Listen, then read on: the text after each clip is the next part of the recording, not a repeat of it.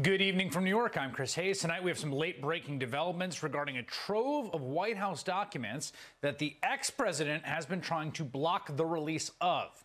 In a huge rebuke to Donald Trump tonight, the Supreme Court has rejected Trump's attempt to block the committee investigating the January 6th insurrection from accessing those documents from Trump's time in the White House.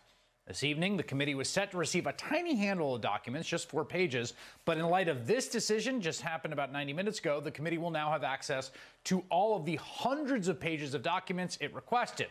That's not the only big news tonight. We also have a new round of subpoenas from the January 6th committee, which we will be getting to in just a bit.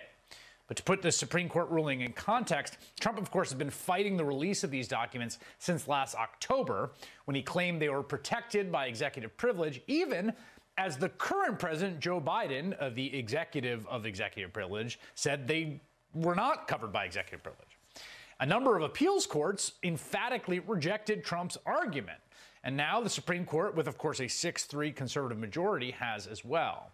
Justice Clarence Thomas was the only announced dissenting voice in the decision. Trump now has nowhere left to appeal. The case is closed. The documents are going to get turned over. The ruling's also notable in the light of the fact that a number of close Trump allies, including former White House Chief of Staff Mark Meadows, have been relying on similar claims of executive privilege to defy their subpoenas to appear before the committee and offer testimony. It's not clear at this time how this ruling will affect those arguments, if at all, but we can imagine they will be resolved pretty soon. Danya Perry is a former New York State Deputy Attorney General and New York State federal prosecutor. She and other lawyers at her firm filed an amicus brief on behalf of state and local officials asking the Supreme Court to do what they just did, reject Trump's attempt to block the National Archives from releasing records about January 6th. And Danya Perry joins me now. Danya, first, let's just start with what the court is holding here and what it means on the ground. Sure. So the court summarily denied Trump's appeal. So they are refusing to stand in the way of the release, the immediate release of these January 6th records from the National Archives to the Select Committee. If there's someone working late in the bowels of the archives, they may already be in the hands of the Select Committee. So that is a resounding loss for President Trump, former President Trump, and the arguments he made. It's a little cabined. The court made clear that they were not relying on one of the primary arguments that had been made in the courts below. That is that President Biden's willingness to waive any claim of executive privilege, that is the reason why Trump lost. So it is not, I would say, a perfect ruling, and it does remain to be seen, as you said in your intro, how this will affect the claim of privilege by various proposed witnesses before the committee. But for right now and for President Trump, it's a terrible defeat. Right. So we know that he wanted to stop a bunch of these documents. We think they include binders of talking points about the 2020 election. Are some of them were led to believe 700 pages of the 1,600 requested. So just to zero in on what you said, there's sort of two things happening. One is the question of are these documents subject to executive privilege? And the other is the principle of, is it possible for an ex-president to assert executive privilege in the abstract? And what you're saying is the court doesn't reach that second question, essentially, here, about whether they can or cannot. That remains to be seen, perhaps in further litigation. That's exactly right. Justice Kavanaugh would have he concurred, and he would have said, he would have ruled that, in fact, a former president does have quite a bit to say about the nature of the privilege. But the court, in that 8-1 ruling, decided that it didn't have to decide. In other words, it refrained from making any ruling, said that it didn't have to, because as the Court of Appeals said below, on any standard, Trump would lose. And that was because he did not make a particularized showing at all. As he often does, he just claims a blanket and absolute privilege.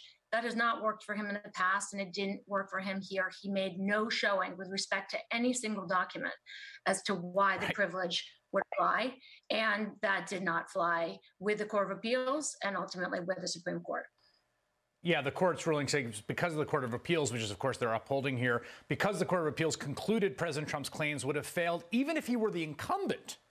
His status as a former president necessarily made no difference to the court's decision, meaning they don't read that. I mean, I guess just to take a step back here, the committee gets the documents, Trump loses, but we should also note, like, this wasn't a close call legally by any stretch of the imagination, right? I mean, it would have been a truly shocking and lawless action had the court found another way.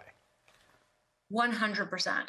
What he was trying to do, which has worked for him so well in the past, is gum up the system, let this case, take its time going up and down the court system. Right. That has worked successfully for him before. And I am sure his gambit here was to have the injunction in place pending certiorari, pending a full review on the merits. And I'm sure his hope was that with the 2022 elections, that the focus would change. And so the real issue here, and this is something that we focused on in our amicus brief to the court, is the urgency, the immediacy, right, the continuing threat, and that this had to be decided quickly. And they did. This was, I think, 3 months to the day, maybe 3 months and a day, from the time that Trump filed his initial petition to the date that the Supreme Court decided. It's remarkable. So we've seen many times before this doesn't always go so smoothly and so quickly. Happily, it did in this case, and the Select Committee can move on to do their important work. Yeah, I just want to reemphasize that point because I made a snarky comment to Congressman Schiff, I think it was last night, noting how expeditiously they moved to block the vaccine or testing mandate under OSHA that the Biden administration tried to put in, showing that when motivated, they can move fairly quickly. To their credit, this was lightning pace by the Supreme Court standards, essentially, in what they came to today, and does mean that the delay tactic doesn't work, because right now those documents are probably being transmitted, and that's kind of the end of that, right? That's the end of that. As you say, there will be other fights. They're coming up quickly. There's been a new flurry of activity of subpoenas being issued, a number of witnesses who have to come up. So they'll have to decide how this ruling affects them. I believe it's very clear now they cannot make these kind of blanket statements, the kinds that, Mark Meadows and Steve Bannon in particular have made. They must show some particularized focus why a particular document is or is not privileged. Right. I think that's an important point, because the sort of theory of executive privilege often put forward by this president in particular, ex-president Donald Trump, is a kind of magic wand.